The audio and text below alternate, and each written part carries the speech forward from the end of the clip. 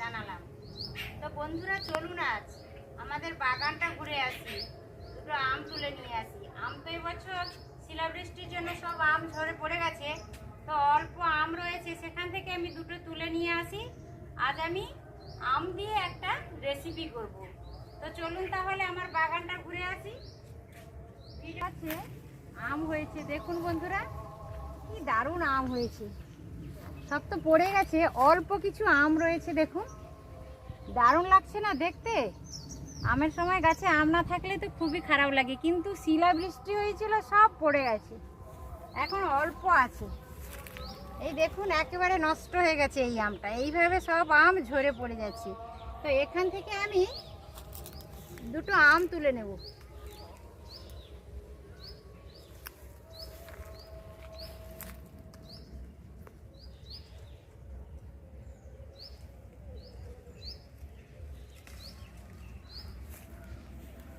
এই দেখুন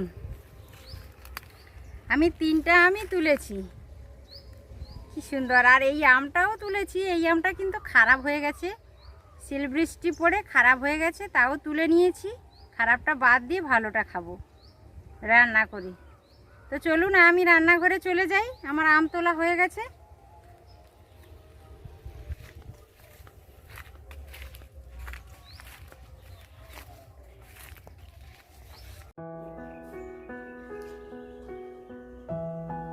এই দেখুন বন্ধুরা, দুটো গুড়মি আলু বা মিষ্টি আলু আর একটা আম নিয়েছি। আজ আমি এই মিষ্টি আলু, আম আর পুকুরের ধরা জ্যান্ত মৌরালা মাছ দিয়ে আমি আজকে টক বানাবো। গরম পড়েছে, টক খেতে তো ভীষণ ভালো লাগে বন্ধুরা, তাই আমি আজ একটা টকের রেসিপি করব। আপনারা তো চাট খেয়ে থাকেন, কিন্তু মৌরালা মাছ দিয়ে কখনো কি আপনারা টক রান্না করে খেয়েছেন? নিশ্চয়ই খেয়েছেন, হয়তো অনেকে খেয়েছেন, অনেকেও হয়তো খাননি। তো আজ দেখুন একবার আমি কিভাবে এই রেসিপিটা কমপ্লিট করি। ভিডিওটা স্কিপ না করে পুরোটা দেখবেন বন্ধুরা। এইটা হচ্ছে আমার রান্নাঘর, আমি রান্নাঘরে চলে এসেছি। আমটা কেটে নেব আর মিষ্টি আলুটা কেটে নেব, তারপর রান্নাটা করব। এই দেখুন বন্ধুরা, আমার পুকুরের জ্যান্ত মৌরালা মাছ, মাছটাতে আমি লবণ হলুদ মাখিয়ে নিয়েছি। জ্যান্ত মৌরালা মাছকে আজকে মিষ্টি আলু দিয়ে, এই মিষ্টি আলুগুলো আমি কেটে নিয়েছি, এইভাবে কেটে নিয়েছি মিষ্টি আলু দিয়ে। আর একটা আম আমি কেটে নিয়েছি লম্বা লম্বা করে। আমটা আমার বাগানের আম, তোলাটা আমি আপনাদের সাথে শেয়ার করেছি, মাছ ধরাটাও শেয়ার করেছি। আমাদের পুকুরেরই মাছ, বড় বড় সাইজের মূল্লা মাছ, জ্যান্ত মূল্লা মাছ। তাই মূল্লা মাছ দিয়ে, মিষ্টি আলু দিয়ে আর আম দিয়ে আজ আমি টক করব। অনেক মাছের টক তো খান, একবার মৌরালা মাছের টকটা কিভাবে আমি করি সেটা আপনারা দেখতে থাকুন বন্ধুরা। আমি এক চামচ, এই দেখুন এক চামচ কালো সর্ষে নিয়েছি। এই কালো সর্ষেটা আমি এই আমটকে ব্যবহার করব। এখন সর্ষেটা বেটে আনব। সর্ষেটা, এই দেখুন বন্ধুরা, উনানে একটা কড়াই বসিয়েছি, এবার আমি তেলটা দিয়ে দেব। মাছটা ভেজে নেওয়ার জন্য তেলটা দিয়ে দিলাম। তেলটা গরম হচ্ছে, আমি তেলটা ছড়িয়ে দিচ্ছি কড়াতে পুরোটা। যেহেতু আমি মৌরালা মাছ, ছোট মাছ ভাজবো, কড়াইতে বসে গেলে অসুবিধা, ওই জন্য ভালোভাবে পুরো গায়ে তেলটা ছড়িয়ে মাখিয়ে নিলাম।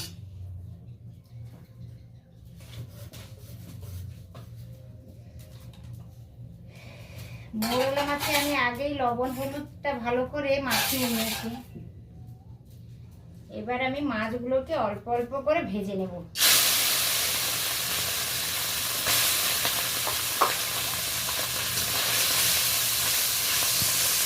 গরম পড়েছে বন্ধুরা, তেলটা আমি একটু কমই ব্যবহার করছি।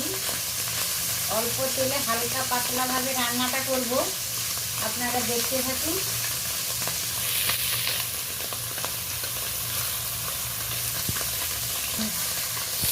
এই দেখুন আমি মাছটাকে ভালোভাবে নেড়ে নিচ্ছি।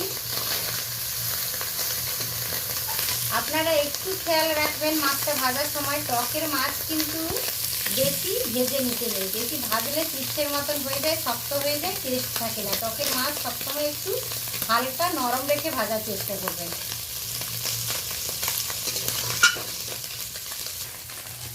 এই দেখুন মৌরালা মাছগুলো হালকাভাবে আমি টকের জন্য ভেজে নিয়েছি। এইভাবে একটু হালকাভাবে টকের মাছটা ভেজে নিতে হবে।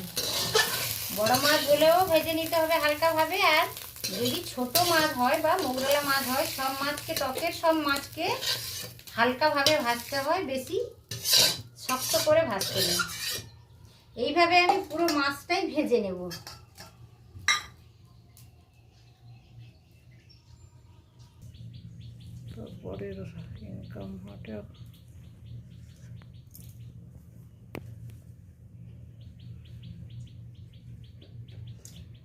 দেখুন বন্ধুরা, আমি এই মৌরালা মাছগুলোকে ভালো করে ভেজে নিয়েছি। এবার আমি আমটা ভেজে নেব। একটা আম সরু সরু করে কেটে নিয়েছি, 6 ফালি করে কেটে নিয়েছি। আমটা হালকা আমি ভেজে নেব। ছোটো মাছ তো শরীরের পক্ষে ভীষণ ভালো, আর মৌরালা মাছ তো কথাই নেই। এইভাবে মৌরালা মাছ হাতের কাছে পেলে বন্ধুরা অবশ্য এই গরমের দিনে টক রান্না করে খাবেন, খেতে খুবই ভালো লাগে। আর গরমের দুপুরে হলে তো আর কথাই নেই, ভীষণ ভালো লাগে খেতে। আমটা আমি হালকা করে ভেজে নিয়েছি, এবার প্লেটে তুলে নিচ্ছি।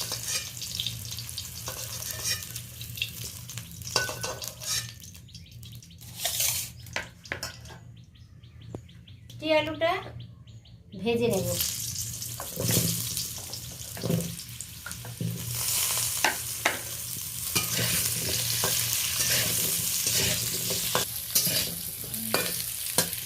এই দেখুন আমার মৌরালা মাছগুলো আমি ভেজে নিয়েছি, ভাজা হয়ে গেছে। আমটাও ভেজে রেখেছি, আর মিষ্টি আলুটাও আমি হালকা ব্রাউন কালার করে ভেজে নিলাম। তো এক সাইড করে দিয়েছি মিষ্টি আলুটা। আমি এর সাইডে 1 চা চামচ মতো তেল দিয়ে দিলাম।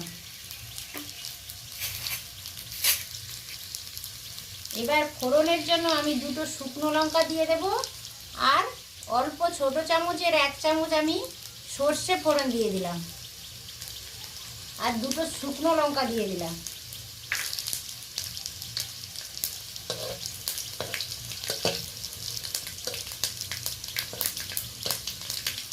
আম টকে সর্ষে ফোড়নটা খেতে ভীষণ ভালো লাগে বন্ধুরা। সর্ষে ফোড়ন দিয়ে টক করবেন, ভীষণ ভালো লাগে। এবার আমি ভেজে রাখা আমটা এর সাথে দিয়ে দেবো। ভালো করে ফোড়নের সাথে নেড়ে নিচ্ছি।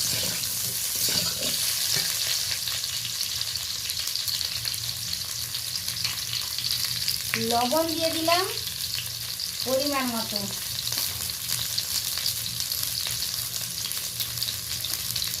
হলুদ দিয়ে দিলাম।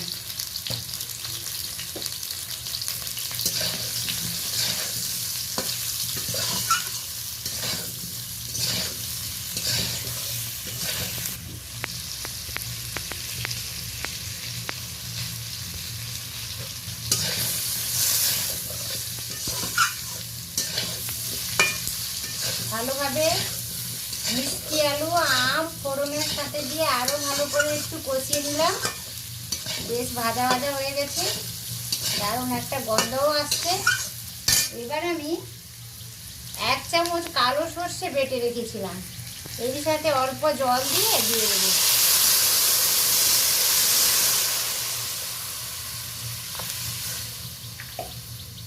টকে একটু কালো সর্ষে বাটা দিলে, বা কারোর কাছে যদি সাদা সর্ষে থাকে, সাদা সর্ষেটা বাটা অথবা কালো সর্ষে বাটা দিলে টকটা খেতে বেশ ভালো লাগে।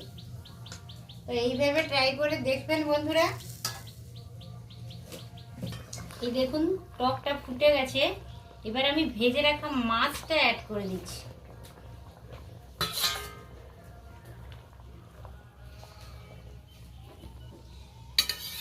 টকের একটা সুন্দর গন্ধ চলে আসছে বন্ধুরা।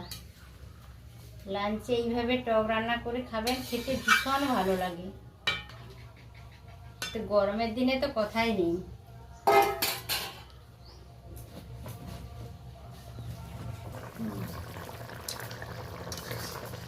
এই দেখুন বন্ধুরা, মৌরালা মাছ আর মিষ্টি আলু আম দিয়ে টকটা বেশ ভালোই গন্ধ আসছে। এই দেখুন মিষ্টি আলুটাও একেবারে সিদ্ধ হয়ে গেছে, আর আমটাও ভালোভাবে সিদ্ধ হয়ে গেছে। একটা আম আমি একটু গুলে দেব, যাতে তরকারিটা খেতে ভালো লাগে, টক টক বেশ হয়ে যায়। যেহেতু আমি এটা টক ঝাল করছি না, টক তরকারি রান্না করছি, একটা আম আমি 1-2 ফালি আম আমি গুলে দিলাম।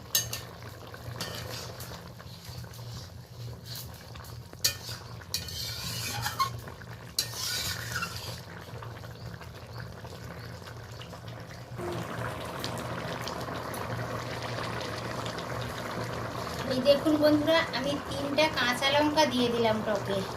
কাঁচা লঙ্কার গন্ধটা খুবই ভালো আছে। আর টকটা প্রায় কমপ্লিট হয়ে এসেছে, 1 ফোঁট বাকি আছে।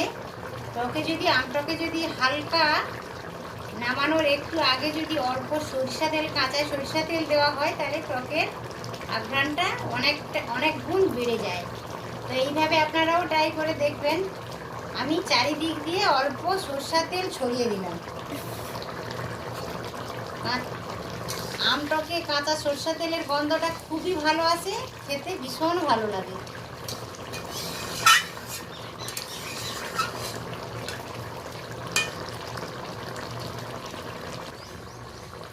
এই দেখুন তরকারিটা বেশ পাতলাই আছে, খুব একটা বেশি ঘন হয়ে যায়নি।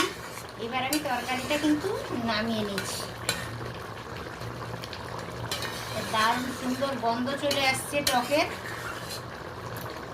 গ্রীষ্মের দুপুরে তো এই ধরনের টক খুবই ভালো লাগে। এই দেখুন মিষ্টি আলু, মৌরালা মাছ, পুকুরের জ্যান্ত মৌরালা মাছ, মিষ্টি